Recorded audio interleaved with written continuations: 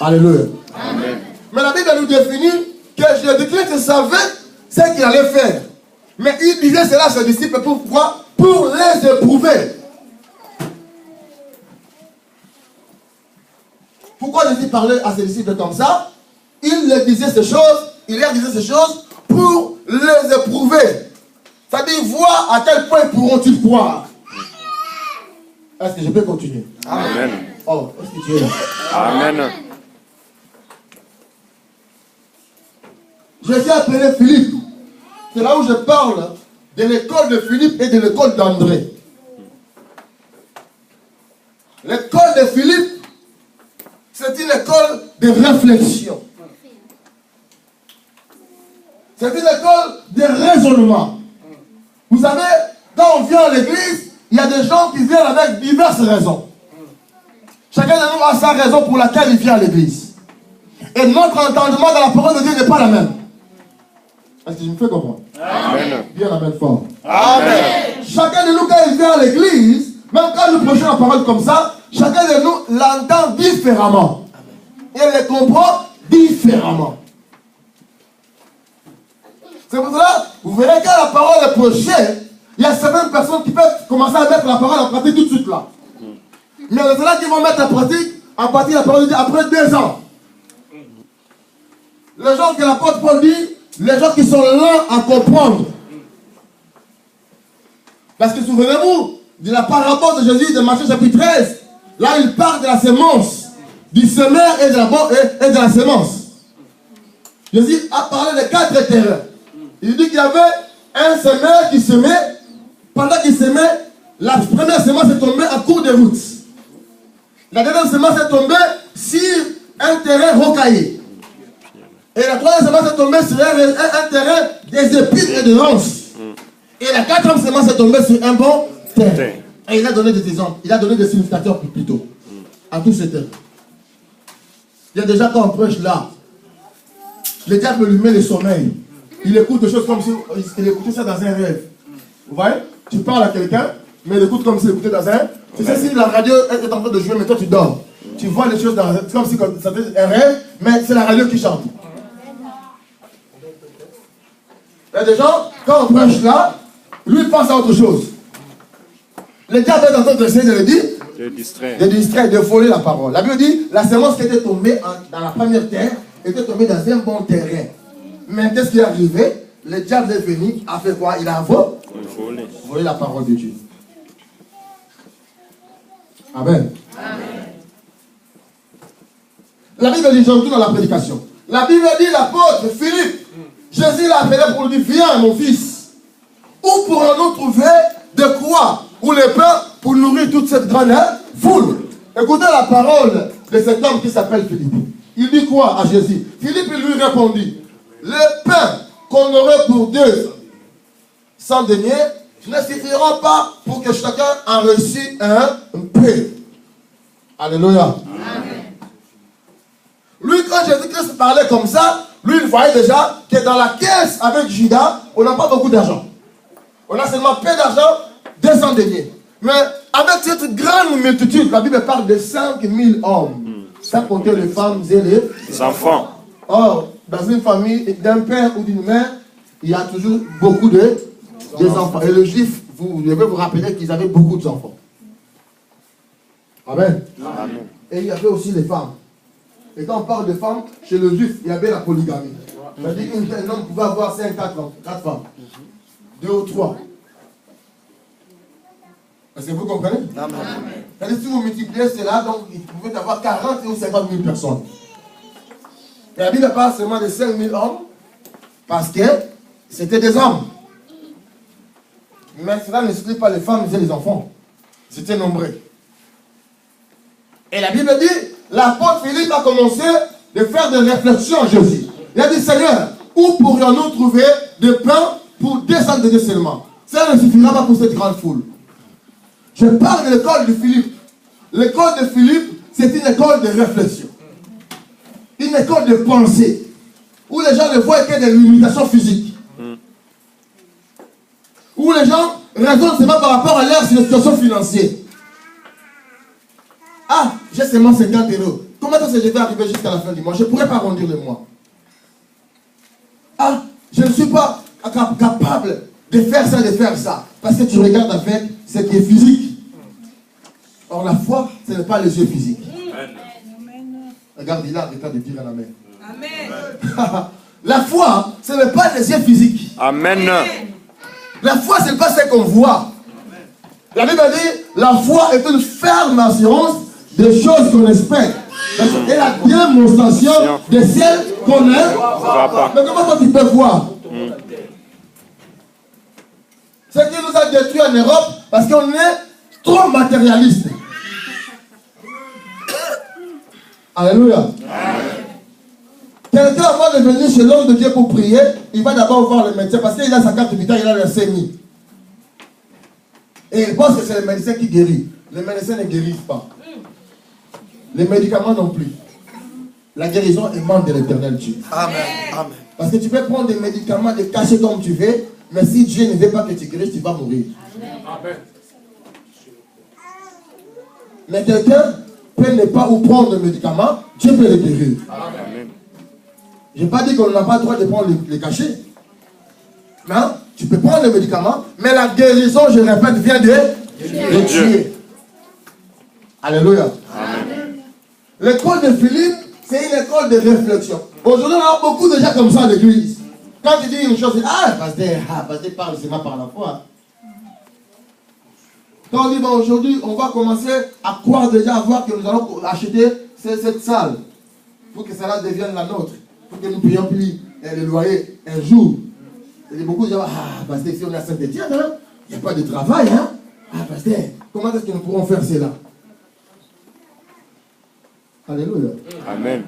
Ça, c'est toi, c'est ta limitation. Tu te limites par rapport à ce que tu es en train de voir. Mais je vais te dire qu'au-delà de ce que tu penses, il y a un monde qu'on appelle le monde de la foi. Amen. Le monde du surnaturel. Amen. Où Dieu est capable de t'amener à toucher des choses que tu n'avais même pas pensé. Amen. Est-ce que tu crois à ces choses? Amen. Est-ce que tu crois à ces choses? Amen. Le monde du surnaturel, c'est le monde où on arrive à toucher des choses qu'on n'a pas cru. Amen. On n'a pas pensé à cela. Seulement en ayant la foi en Dieu. Comme ça, Dieu peut t'amener trop loin. Amen. Alléluia. Amen.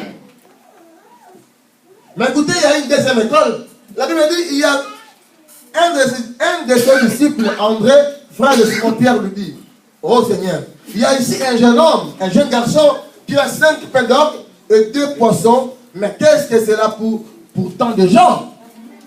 Alléluia. À côté de l'apôtre Philippe, du disciple Philippe, il y avait un homme qui s'appelait André. André n'avait pas la même façon de faire que Philippe. André n'était pas dans l'école de Philippe.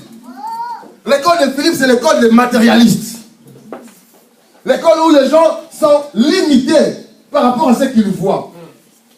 Alléluia. Amen. Je dis à quelqu'un que tu ne réussiras pas par tes efforts.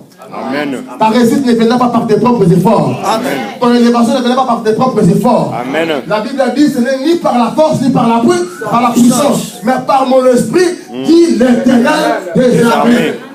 C'est par la puissance de Dieu qu'on réussit. C'est par l'aide de Dieu qu'on arrive à devenir quelqu'un dans la vie. C'est par l'aide du Seigneur qu'on arrive à toucher les grandes choses dans ce monde. Ces gens qui ont été élevés, ils n'ont pas été élevés seulement par leur intelligence, mais c'est la faveur de Dieu. Amen. Prêche. La faveur de Dieu, un homme de foi est capable d'aller ou d'arriver là où le monde ne s'attendait pas de lui. Amen. Quand les gens disent que c'est fini, un homme de foi dit que ça commence. Amen. Quand les médecins disent que non, tu es malade, lui peut dire que je suis guéri au nom de Jésus. Amen. Amen. Notre Dieu est capable de donner des enfants à même à une femme qui n'a plus de trompe. Amen. Regarde comment il dit Amen. Amen. Et il est fait. Le vrai problème dans ta vie, c'est parce que tu es limité, tu es dans l'école de Philippe. Tu es dans une école où les gens ne sont là que pour critiquer. Ne sont là que pour voir les choses négativement. Ah nous là, non, nous dans notre famille, jamais on va faire ça. Il ne dit que non, parce qu'il compte avec l'argent. Oh, mais moi je lis dans la Bible quelque part, Dieu dit, vous tous qui avez faim et soif, venez manger sans argent. Amen. Dieu dit, venez boire du lait et du vin sans argent. Pourquoi dépensez-vous pour ceux qui ne nourrissent pas? Amen. Et je me pose des questions, comment peut-on acheter sans argent? Quand on parle d'acheter, c'est une transaction qui se fait. Moi je te donne de l'argent, toi tu me donnes ce que tu as. Amen. Oh, je parle de gens vivants ici. Regarde-moi comment elle reçoit la parole. C'est-à-dire qu'il y a une transaction qui se fait. Amen. Mais Dieu dit dans Ésaïe chapitre 55, il dit, venez à moi, vous tous qui êtes chargés et fatigués, vous tous qui avez faim et soif, et je vais vous nourrir sans que vous dépensiez. Amen. Amen. Oh. Est-ce que tu crois que Dieu est capable de faire ces choses? Amen. Est-ce que tu crois que Dieu est capable de faire ces choses? Amen. Que Dieu fasse cela dans ta vie au nom de Jésus. Amen. Je dis que Dieu fasse cela dans ta vie au nom de Jésus. Amen. Que Dieu te fasse cela au nom de Jésus-Christ. Que Dieu t'accorde sa faveur et sa grâce dans ta vie. Que tu rentres même là où tu ne pensais pas rentrer. Et regardez, il a dit, je dis que tu rentres là où tu ne pouvais pas rentrer. Amen. Que le plan de ta vie s'ouvre au nom de Jésus. Que l'enlever des blocages que tu arrives à pénétrer ces blocages au nom de Jésus. Que tu touches dans tes mains ce que tu n'avais même pas pensé au nom de Jésus. Amen. Tu crois qu'il le reçoit au nom de Jésus? Je reçois au nom de Jésus. Je le reçois au nom de Jésus. Que les portes de bénédiction s'ouvrent dans ta vie. Amen. Et Dieu est capable de t'ouvrir des portes et de te faire rentrer dans les endroits où tu ne pensais même pas rentrer. Amen. Regarde comment il dit Amen à cette chose. Je dis à quelqu'un, avec la grâce de Dieu, avec un peu de foi seulement, la main de Dieu peut être accordée. Amen. Si tu as la main de Dieu, rien ne te sera impossible. La Bible dit que ce qui était impossible aux hommes, sera impossible à Dieu.